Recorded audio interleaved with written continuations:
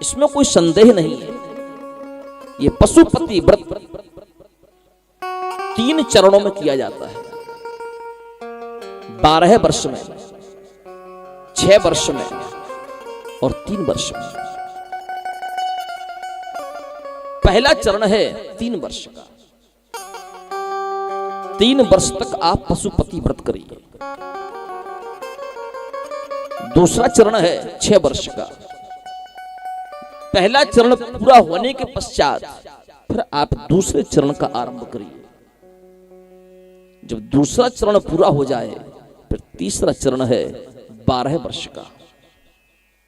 हे देवताओं, जो पतिव्रता नारी ये 3 चरणों में पशुपति व्रत करती है उसे मन चाहा फल प्राप्त हो जाता है।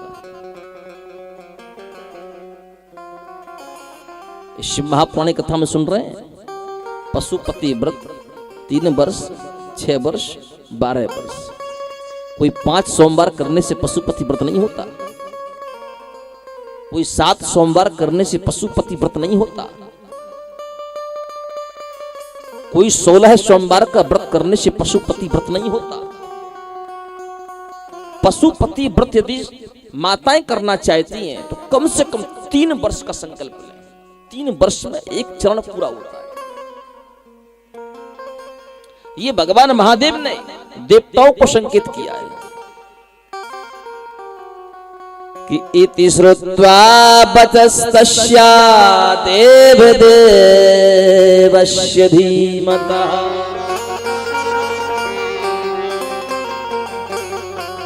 विषादमगं सर्वे पशुत्वं प्रतिशंकितः।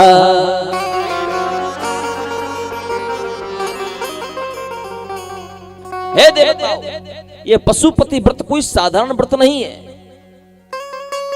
जो सौभाग्यवती स्त्री इस पशुपति व्रत को करती है वो जीवन पर्यंत सुहागिन रहती है। उसका सुहाग उसके सामने कभी नष्ट नहीं होता।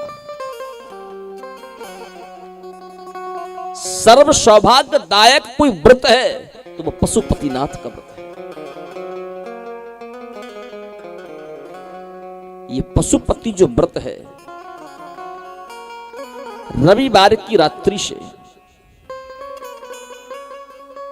आहार इत्यादि का त्याग कर देना चाहिए। सोमवार को ब्रह्म मुहूर्त की बेला में स्नान आदि से निवृत्त होकर के शिवालय जाना चाहिए। शिवालय में जाकर के भगवान शिव की पूजा करनी चाहिए। शिव की पूजा करने के पश्चात अपने घर में आए। आपके घर में जो गाय है आप उस गाय की पूजा करें। उस गाय में, उस नंदी में भगवान महादेव का दर्शन करें। 7 प्रकार का जो अनाज होता है, 7 प्रकार का अनाज आप गौ माता को खिलाएं, नंदी को खिलाएं। उस दिन उस गाय को, उस नंदी को पशु ना समझें।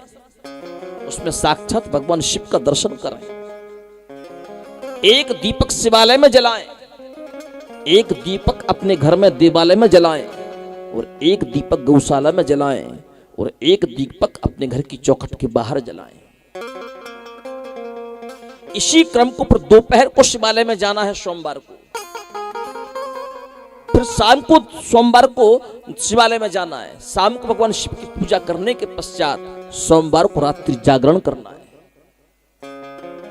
और मंगलवार को जब जिस गाय को, जिस नंदी को आपने सप्तधान्य खिलाया था वो अपने सेंध के रूप में, गोबर के रूप में जब उसको बाहर निकालेगी, उसको साफ करके फिर उसको सुखा करके उसको चकिया में पीस करके आप उसका भोजन प्रसादी ग्रहण करके तब उस व्रत का पारायण माना जाता है।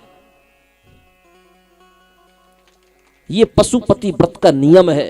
ऐसा नहीं है कि सुबह गए और उन्होंने कह दिया कि मंदिर में जाकर कितने दीपक जला दो और वहां जाकर कितने दीपक जला दो और खूब चकाचक खाओ, पशु व्रत चल रहे हैं। ऐसा नहीं चलता पशुपति व्रत। हर व्यक्ति की क्षमता नहीं है कि पशुपति व्रत कर सके कोई भी, बहुत कठिन साधना है ये। लाखों करोड़ों स्त्रियों में से कोई एक दो महा सौभाग्यशाली होगी जो इस व्रत को कर पाए।